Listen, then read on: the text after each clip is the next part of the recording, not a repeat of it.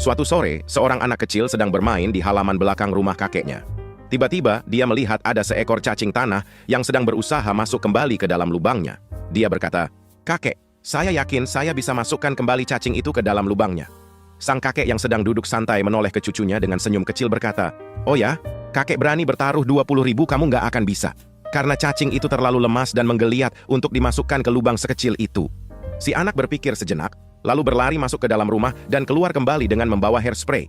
Dia lalu menyemprot cacing itu dengan hairspray. Perlahan-lahan, cacing itu yang tadinya menggeliat dan lemas, sekarang mulai menjadi kaku dan lurus. Dia kemudian memasukkan cacing itu ke dalam lubang dengan mudah.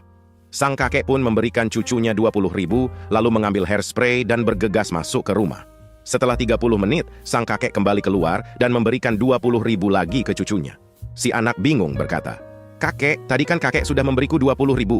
Sang kakek menjawab, "Iya, yang ini dari nenekmu."